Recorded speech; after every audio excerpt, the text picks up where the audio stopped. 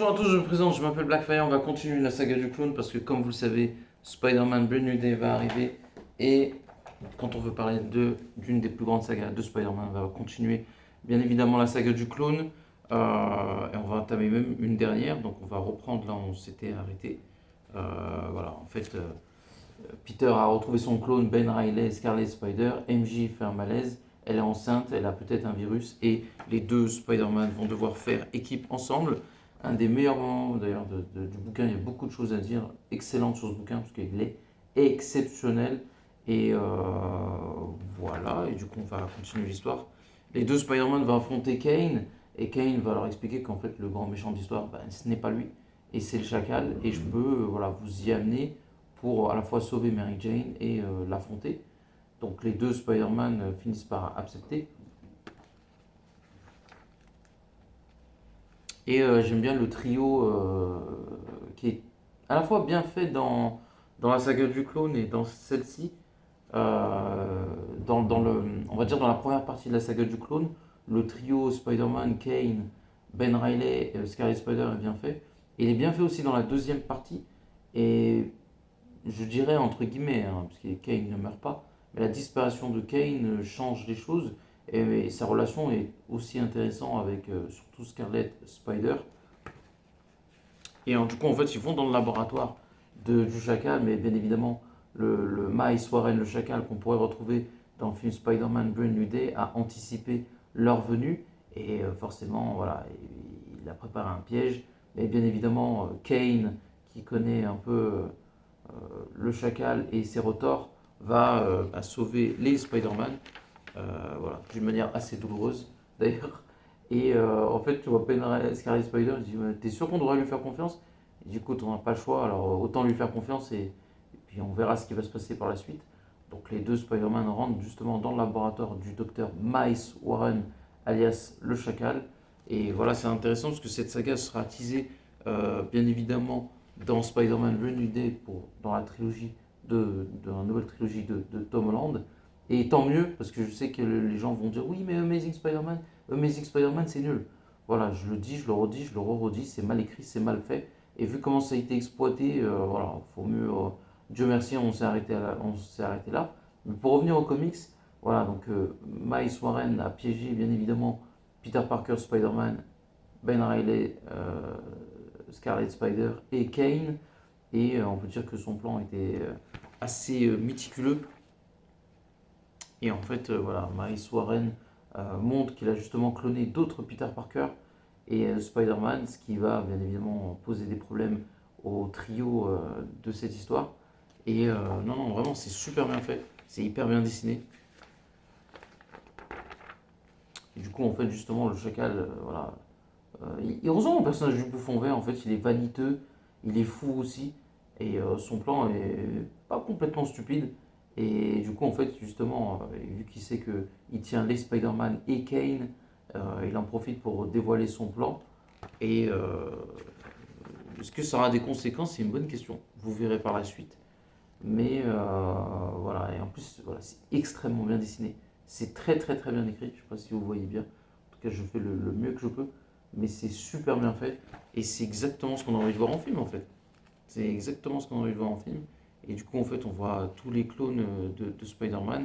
Et on voit, voilà, comment il s'appelle Miles Warren qui démasque Kane. Et on voit qu'il ressemble justement à Peter Parker. Là où dans le comics de la saga du clone, il enlève son masque pour montrer que justement il est Peter Parker, ce qui est un excellent twist. Twist efficace aussi ici. Donc voilà, moi je pense que même si ça a été revisité et c'est un chef-d'œuvre, hein, voilà, je trouve que la saga du clone, l'original, reste quand même une de mes préférées. Je trouve juste qu'on peut prendre le meilleur des deux, on fait un mix et ça peut être extraordinaire le résultat parce que c'est juste complètement fou et c'est génial. Vraiment, c'est vraiment vraiment génial et très bien fait. Donc, euh, donc voilà, c'est tout ce que j'ai à dire. Je ne sais pas ce que je peux vous dire de plus. Voilà, donc on voit Mary Jane qui est malade, qui a le virus, et que Spider-Man qui est prêt à tout, même si la situation s'annonce périlleuse et dangereuse. Voilà. Et je trouve que le Chacal, c'est vraiment un très bon méchant, et cette histoire nous prouve aussi. On va voir voilà, Kane qui va péter un câble parce qu'il va voir Gwen Stacy, et vu qu'en fait c'est le meilleur de ce que représentent un peu ces trois Spider-Man, et ben Kane va péter les plombs et il va libérer les Spider-Man et le trio vont faire équipe contre le Chacal et les clones de Spider-Man et ça va être justement très bien fait. Et en fait, les virus, qu'on appelle ça, les symbiotes vont, enfin les symbiotes, pardon, les clones finissent par mourir et Miles Warren va lancer un énorme twist en disant, mais ça veut dire que si mon virus n'a pas marché, parce que c'est l'ADN de Peter Parker, il dit c'est que Peter Parker est le clone et que Ben Reilly est l'original. Et du coup, en fait, ça va être le fil conducteur de tout le récit, un peu comme la première moitié et la deuxième, bah, le tome en fait de la saga du clone, première partie.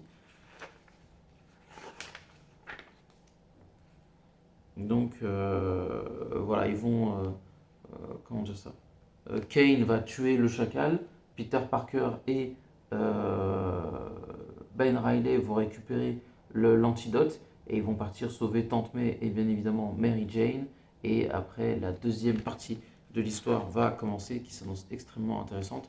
Donc ils vont fuir le labo qui va exploser. Et voilà, vous verrez que Kane, lui, à différence du chacal, qui est bien mort à partir de là, va revenir plus tard dans l'histoire. Je parle bien évidemment de Kane. Voilà, je pense pas que c'était une énorme surprise. Donc ils vont sauver Tante May et Mary Jane. Et comment dire ça,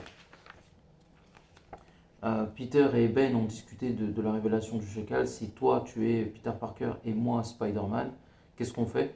Et en fait, Peter Parker il dit écoute, moi Mary Jane elle est enceinte, je vais avoir un enfant, donc je te donne le costume de Spider-Man. Et la transition est extrêmement bien faite. Et du coup, ben, notre ami Ben Reilly va devenir le nouveau Spider-Man.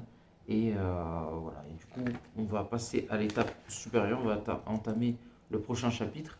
On voit que Kane comprend que bien évidemment Scarlet Spider est le nouveau Spider-Man, sachant que Kane déteste Scarlet Spider, et on voit que quelqu'un est dans les coulisses et qui dirige ce plan de main de maître. Et on peut dire que Spider-Man, le début de ses ennuis, ne fait que commencer. Voilà, après on a un combat entre Scarlet Spider et bien évidemment Docteur Octopus. Combat super bien fait d'ailleurs, super bien dessiné. Et puis c'est intéressant parce que voilà, j'aime beaucoup le costume du Docteur Octopus, qui aura un très bel hommage d'ailleurs à la saga du clone où il a un costume comme ça, qui lui va très bien d'ailleurs. J'aime le côté chic du personnage et c'est extrêmement bien fait. Donc voilà, je sais pas qu'est-ce que je peux vous dire de plus, mais voilà, c'est vraiment super bien fait. Et on voit le combat entre Scarlet Spider, qui a un style totalement différent d'ailleurs de Spider-Man. Et voilà, c'est vraiment bien fait. Donc on voit parallèlement la vie de Peter Parker avec Mary Jane. On voit Scarlet Spider qui joue Spider-Man justement.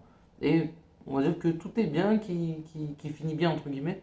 Mais l'histoire n'est pas finie et l'histoire va continuer. Mary Jane toujours enceinte. Voilà, on voit que Scarlet Spider et Ben Reilly continuent leur vie. Ils ont bien adapté leur vie à celle de Spider-Man. Et voilà. On voit que Kane et Dr. Octopus vont faire équipe ensemble. On voit que Ben Reilly, à l'image du comics, trouve un nouvel love interest après Janine. C'est Shirley, elle s'appelle. Je sais pas si elle est dans le comics, je me rappelle plus. Voilà, parce que dans le comics, il sort avec la fille de l'assassin d'Oncle Ben. Et voilà. Et on voit Ben Reilly qui en rencard et qui pense à Janine, qui est un peu sa Mary Jane Watson. Et on voit Peter avec Mary Jane qui vivent leur vie voilà, tranquillement en tant que futur parent. On voit que Scarlet Spider voilà, va affronter le docteur Octopus. Et voilà, on va encore continuer l'histoire, on va pas tarder à s'arrêter. Et voilà, le combat entre Scarlet Spider et Docteur Octopus fait rage. Il me semble que Docteur Octopus va gagner ce combat de mémoire. Euh, ouais, il a plus ou moins gagné le combat, on va dire ça comme ça. On va dire un partout. Et voilà, en fait, Docteur Octopus voilà, va être un pion de la part de Kane qui va le manipuler. Et après, il va essayer de le tuer. Et comme dans le comics, sauf dans le comics original, il le tue. Là, il va, comment dire ça, il va pas mourir parce que Scarlet Spider va sauver Docteur Octopus. Et voilà, je sais pas qu'est-ce que je peux vous dire d'autre. Euh, voilà. Mais c'est super bien fait. Et on voit un combat entre Scarlet Spider et Kane. On peut dire que Scarlet Spider gagne contre Kane. Et voilà, on va pas tarder à s'arrêter. Et voilà. Et on voit que Scarlet Spider a sauvé Dr. Octopus de Kane. Et on va s'arrêter là et on finira le troisième et dernier chapitre qui est exceptionnel. Voilà, les deux premières parties, en fait, ça monte en puissance. Et voilà, on va s'arrêter là pour cette saga. Première partie exceptionnelle, deuxième, voilà, était exceptionnelle aussi. La troisième s'annonce stratosphérique. Donc n'oubliez pas de commenter, liker la vidéo et à la prochaine. Ciao.